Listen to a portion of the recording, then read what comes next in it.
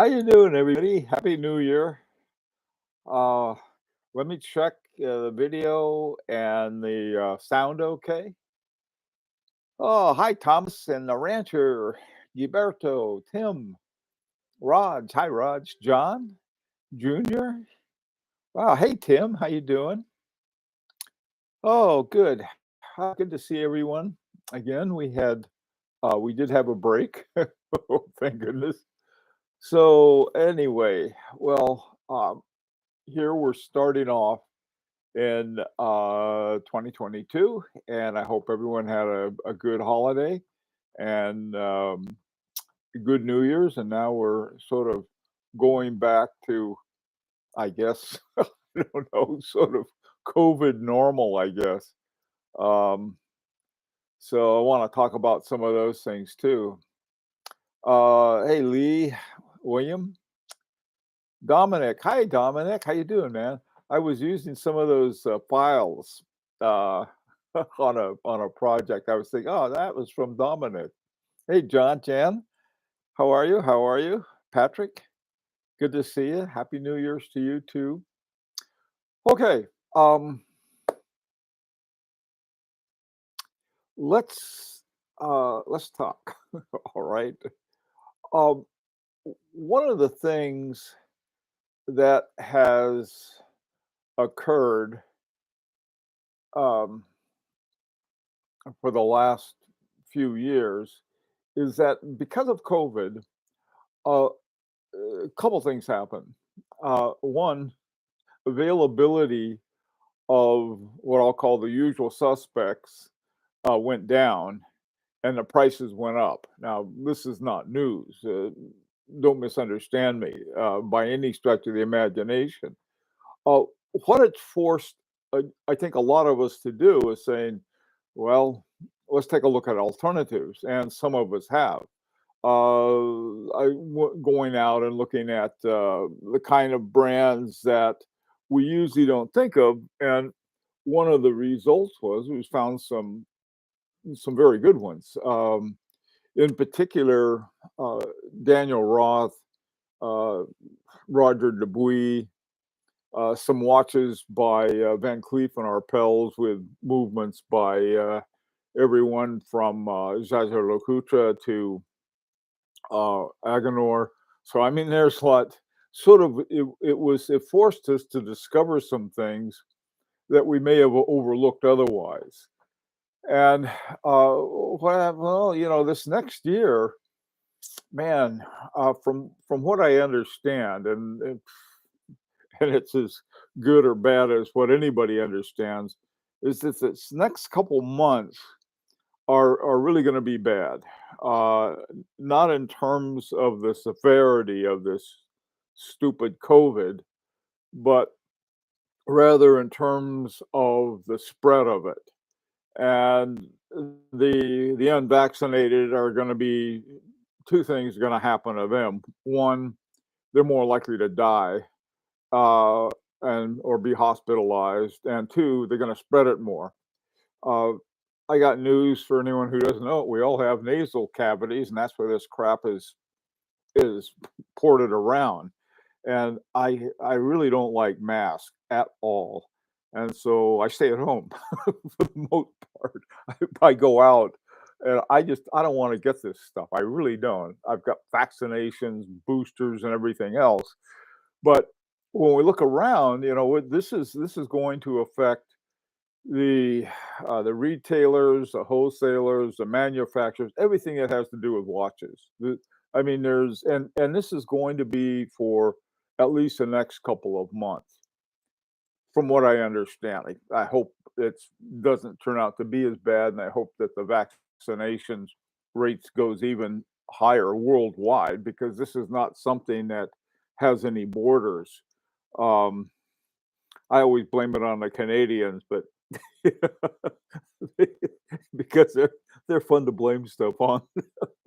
And everyone likes to blame it on the Americans because we're fun to blame stuff on too. Anyhow, let's all sort of we're going to have to hunker down at least for a while. And so, what's going to happen next? I don't know.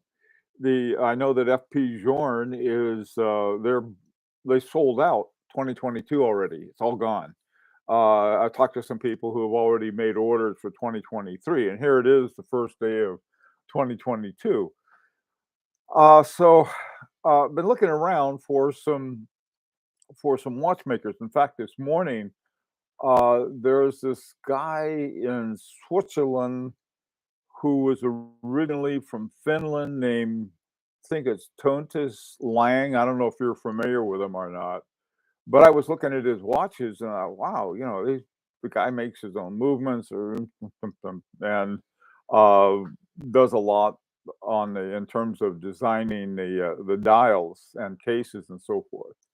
So I was looking at his stuff and um, I'm gonna look a little closer and find out more about it, but, here's somebody that I would have never even thought about, unfortunately, I might say, is that I think it's biggest danger we face is getting too provincial, and by that I mean sort of like we're gonna buy and talk about the usual suspects, the usual stupid things that, have in the past, like as a resale value and things like that, without really thinking too much about, well, who made this thing? I mean, who's got, like this one, I got a new blue uh, band I want to show off. See my blue band? Anyway, this is my FP Journe. I've had this thing for a number of years. Took it in, had it overhauled and everything else, and I'll keep doing that for quite a while. Okay.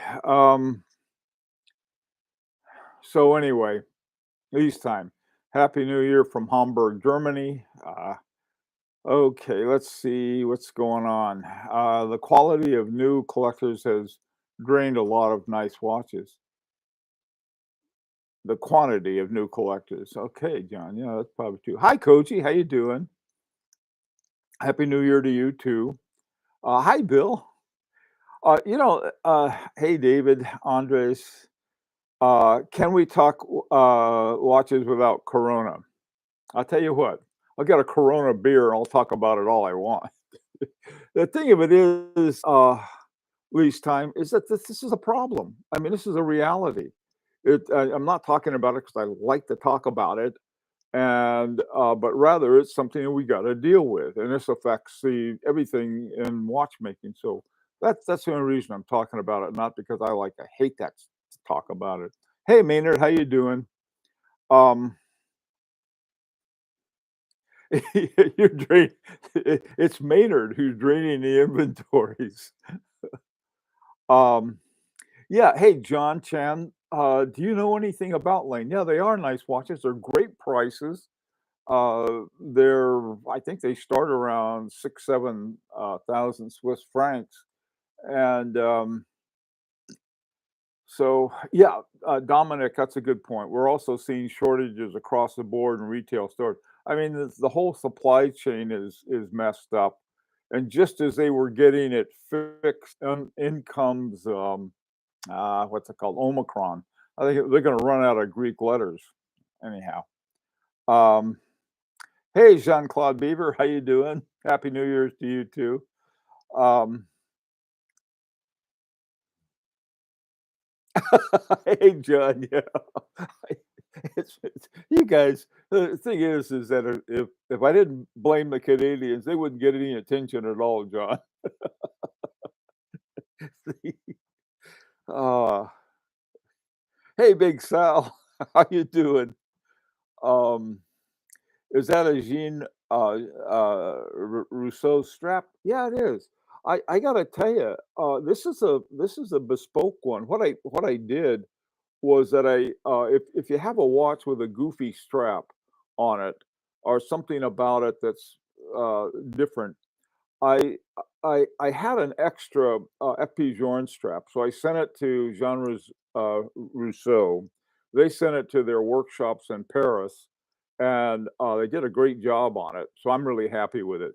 In fact, it's another thing, given the situation we're in, I'm thinking of, instead of a new watch, I'm gonna take some of my old watches and get new bands for them, uh, until they run out of those too.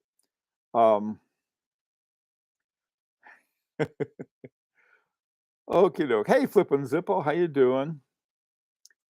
Okay, have some watches at the repair shop equal no parts 4 months. Oh man, yeah, that's another point. I hadn't thought of that. That's right though. Even if you have a good watchmaker or someone you can take in your watch to have it, man, that's a good point, John. Hi, Hong. How you doing, Andres? Yeah, I Andres, I'm with you. Uh, Even Invicta increased in price. William, my goodness, if Invicta, that's sort of I think that sort of the end of the world. Hey Val, I visited Lang a couple of months ago. They are okay, but don't expect Philippe Dufour level for 10K. I was underwhelmed. Yeah, Val, I think any kind of watch company that hasn't been discussed to death I think is we really want to find out as much as possible. Some of these other ones, um, they're trying to sell the sizzle and not the movement or not the watch. Uh, and I think that's important. That's how come I wanted to focus on watchmakers. Who's your watchmaker? One of the things I was thinking about, we talk about uh, high horology. And high horology was, I think and I'm sorry, I apologize to French speakers in all over the world, but it was haute couture, the high fashion.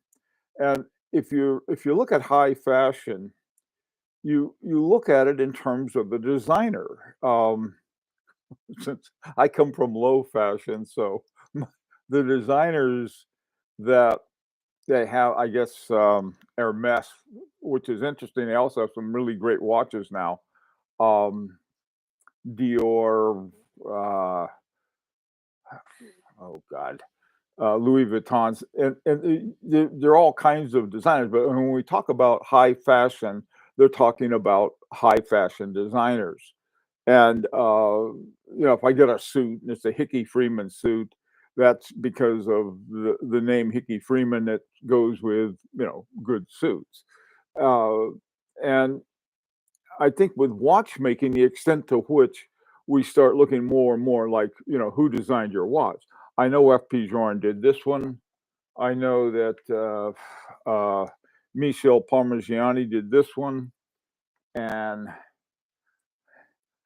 I happen to know, through no fault of the watch company, this is a Jacques Droz that happens to have a Jacques 736 movement. And the only reason I know that is that I collect that particular kind of movement. On the other hand, there are some watches, many of which are really excellent watches, that we've got no idea who the designer was or who the watchmaker was. Uh, so that's another thing. Hey Tim, hey Neff, how you doing? Um, any pieces on the radar for 22? Well, this is what I'm saying. I think that the ones on the radar, I think we're going to have to really look at watchmakers. Who's really doing the watchmaking on it? One of the things that's bothered me about Parmigiani is that if you got a Parmigiani, you know that Michel Parmigiani did the movement for it. And now they got the guy that took over and turned around Bulgari, which has some really excellent watches now. Just took over Parmigiani. He's the new, I guess, I don't know, CEO or whatever he is. Hey, Tuna, good to see you. Um, so what?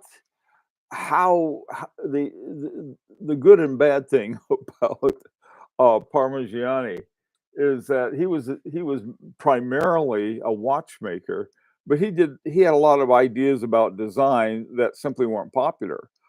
Some of us really liked him, myself included. But look at those big horn lugs. A lot of people, who likes a horn lug? They are the most incredibly comfortable lugs around. But a lot of people say, oh, they don't like the looks of them, and some of the other things. And there's nothing wrong with that. I mean, they just people have different tastes. But The thing is that they're really good movements, and they're well built too by Fluier, and then that whole vertical organization of watchmaking that the Sandoz family foundation has for it. Uh, Received a fine book for the holidays, rare watches. I was going, oh, that sounds good. um,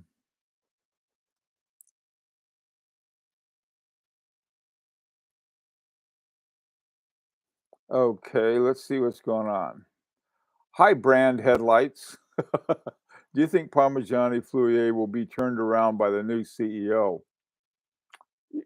Possibly so. It's sort of a funny thing. I'm a big fan of Parmigiani, but one of the reasons I'm a big fan is that we can get these really excellent watches for low prices because people don't like the designs too much. And I happen to like them. And so now the new guy that's gonna turn it around, I hope he does one thing. I think some of the pricing has just gone insane. I really do.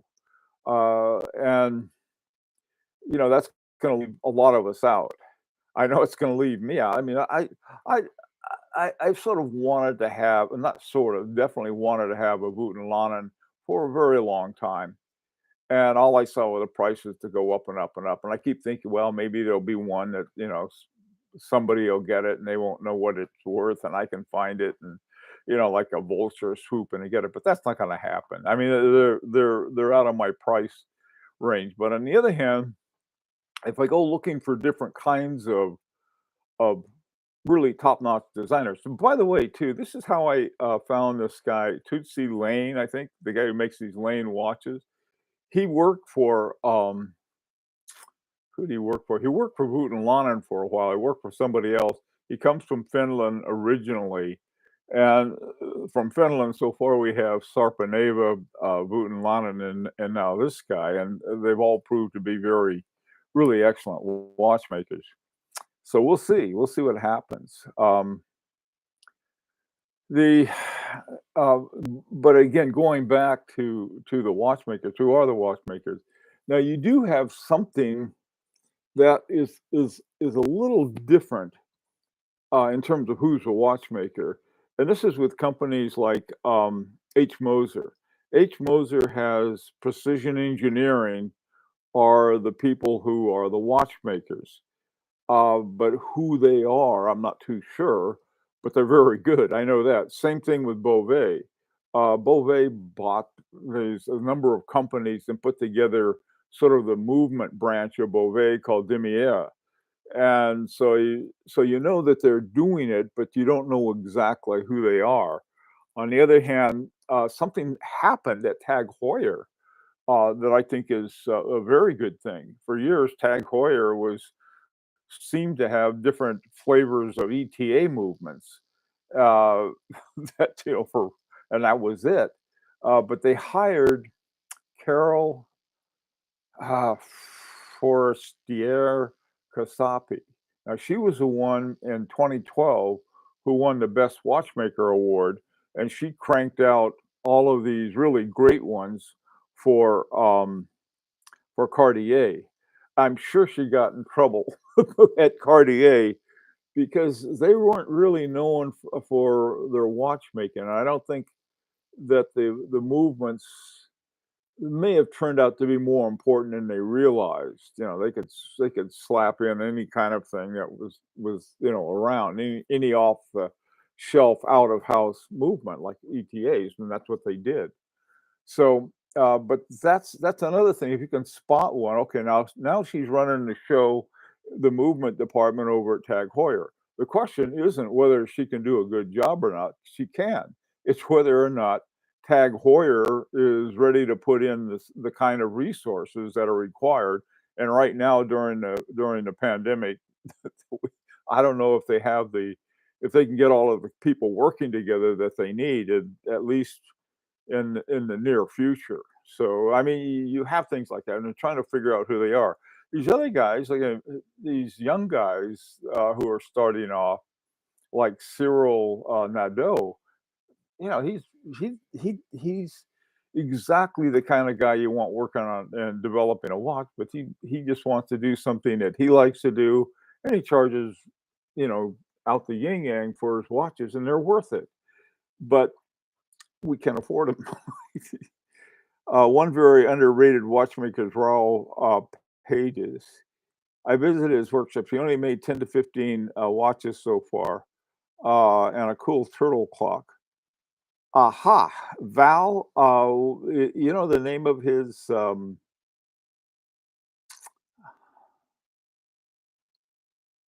I don't know. Brandhead, what's your take on the Urban Jurgensen one? Oh boy, oh boy, oh boy. Is that Brandel headlights? Is that the one with the Frederick Piguet movement, or is that the one with the P5 movement? I'm not. It was one of those two, but I'm not sure what it is. If it's the one with the P5, I think a lot about it. I think it's great. I think that we're going to have to wait for 2023 to find out what's coming out of uh, Urban Jurgensen. I think in the meantime, if we can pick up some of the leftovers from uh, from the ones from the time of actually from the time of Derek Pratt and Kerry Wooten Lonan and oh, what's his name?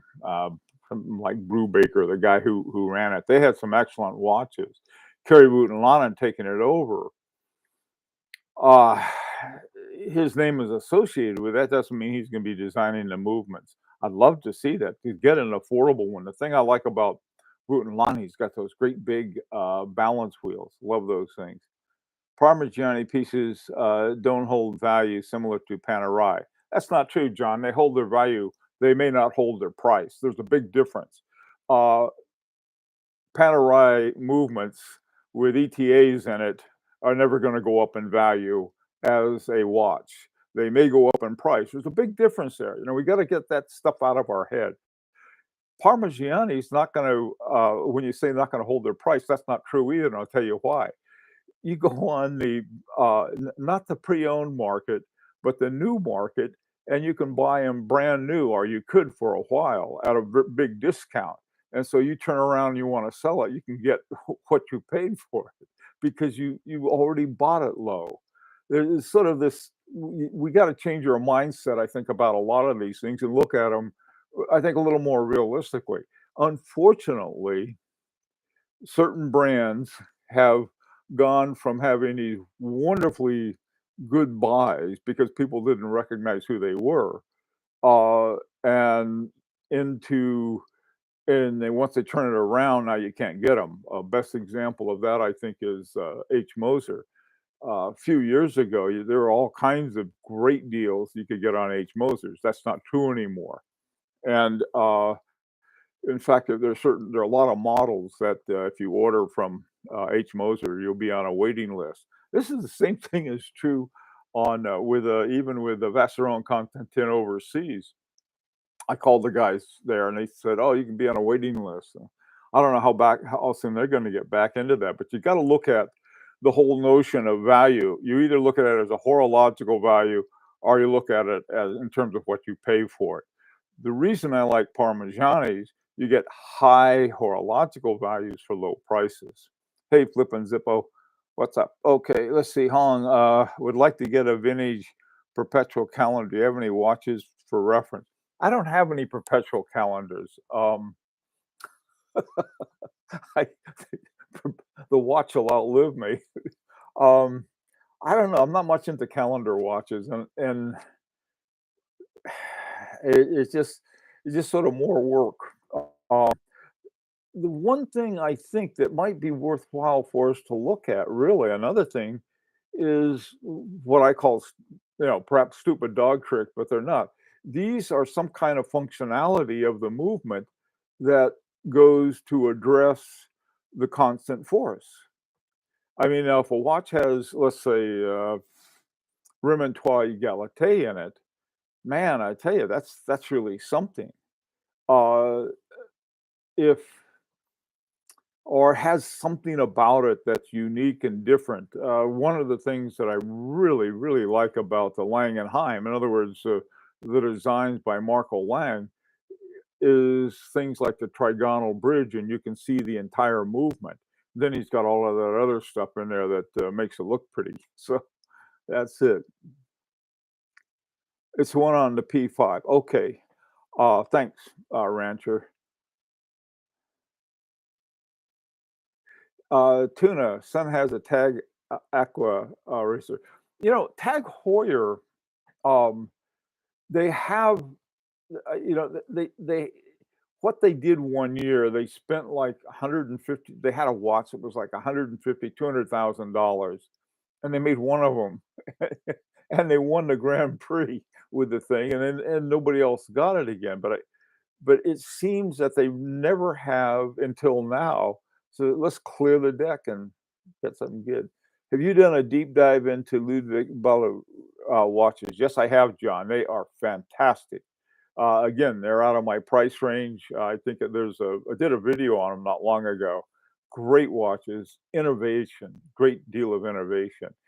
Any watches, I think, by AHCI members is another thing. This is another place I think we ought to look for. We're looking for good buys. Take a look at some of the stuff that they've done, and they've got some really good stuff. They seem to have two levels.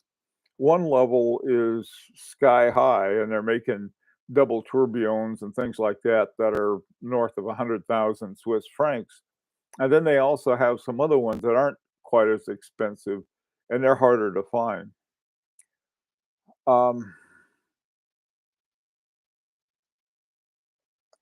NEF, there's a difference. PF, they hold their value. They don't hold their price. There's a difference.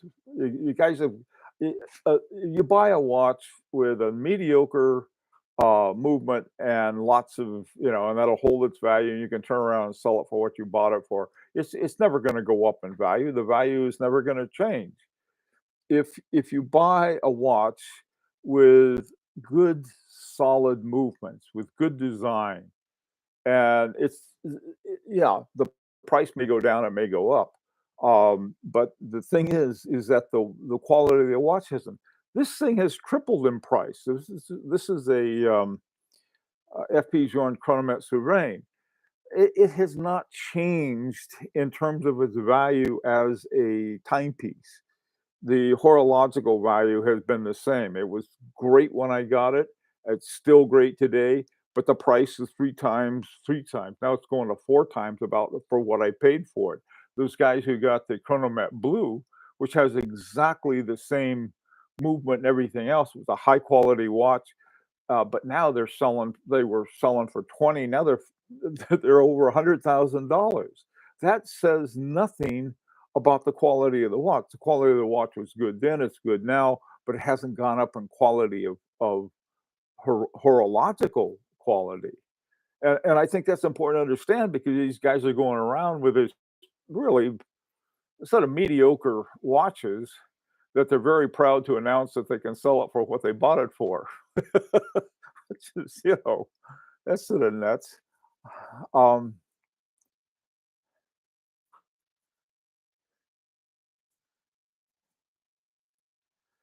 yeah, Koji, you got a point. That's yeah. The whole point about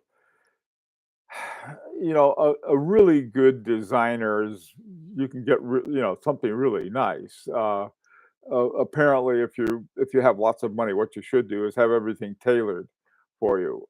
I had a friend that I used to work with, and this guy he'd go get something off the rack, and then he had a tailor who would tailor it just so it fit him perfectly. The guy looked like he stepped out of GQ. Me, I look like an unmade bed, and I don't care. I should pay more attention to my style. Uh, Aside from the focus on resale value, perhaps what's to do for a rethink mentality of repeat buy and resell, buy to experience, resell when you're tired of it. Yeah, I tell you something, Gilberto. That's a point. Um, One of the things that I found so many times people say, "Oh, I wish I hadn't have sold that watch." It's sort of like a piece of gum. You chew it up real quick and then it loses its taste and you spit it out. Watches, I think, I don't know. I know what you're saying, but not so quick. Um, okay, see, Gilberto, I think when you buy a watch, it should be a lifetime thing. Let's choose very carefully. Yeah, I agree with that too. I also think that if you buy a watch, at least this is me, you should wear it. And there's some watches I've noticed I haven't been wearing, and I'm thinking, okay, it's time to sell them, and I probably will. Not because I grew tired of them so much as my taste totally changed, and so this may be something. There's this one watch that I'm gonna sell, not because I have anything. I love the watch, but I want to get one by the same watchmaker that's a little fancier. I have a Tag Carrier 5. It has a great quality, top-notch ETA movement. Yeah, yeah, Tim, you can have a. My only beef with ETA movements has never been the quality of the movement. It's always been the people who use them aren't transparent about them. That's the difference. But like you say, if Tag Heuer can using top-notch ETAs, they can have a great watch at a pretty decent price.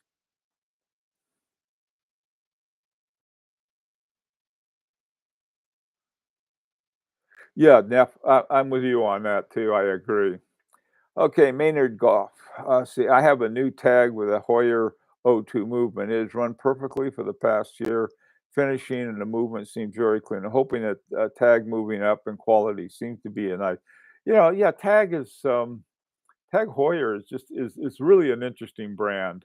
For years, I wanted to get a Heuer dialed Sin because it goes to a great story about how the contracts that they had with the German Air Force and how see was it Hoyer? I guess that Hoyer had the no Sin had the contract, then Hoyer had the repair, and then when they take them in for repair, they'd switch the dial. It's crazy stuff. Um,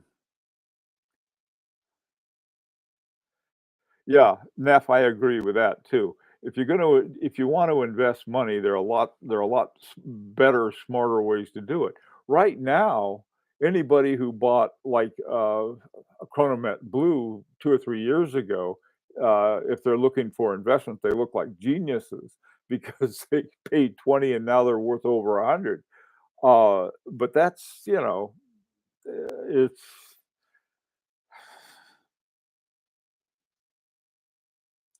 It's a hobby and changes okay, takes change. Yeah, Dominic, they do. I think, when you first start, a lot of times your tastes are maybe they're sort of herd taste or something like that, and it's easier to follow the herd and, you know, think you have a great watch even though it's okay. I found a good deal on, UJ, check it out quickly. Yeah, definitely. I think that that that pool is almost dried up. Um, yeah, thanks, Koji. Okay, hey, Pure Mind EDU, how you doing?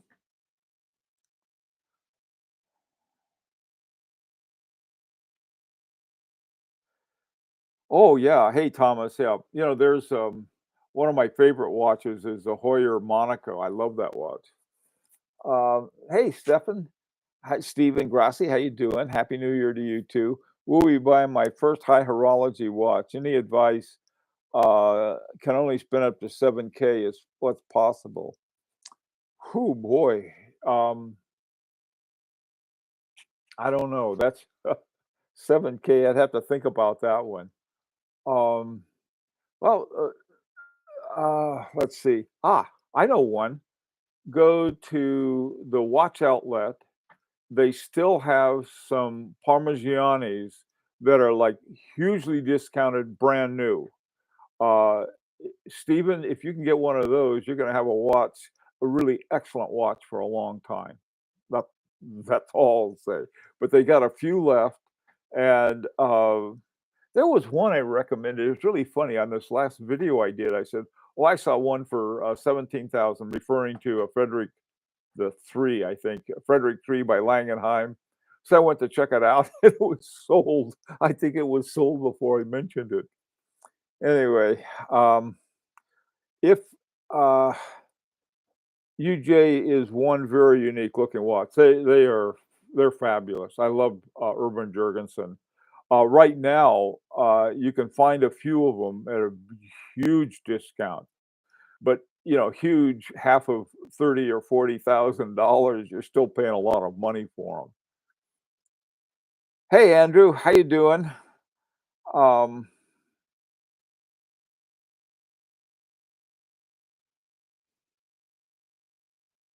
okay, guys. Oh, it's frying pan time, as a rancher is usually likes to warn me.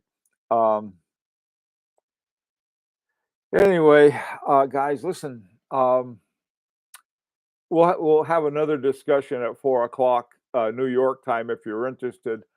Thank you all for coming. I don't like talking about COVID anymore than anybody else, but it's part of their watch business now, so we sort of have to. But in the meantime, stay safe and do something fun with your watches.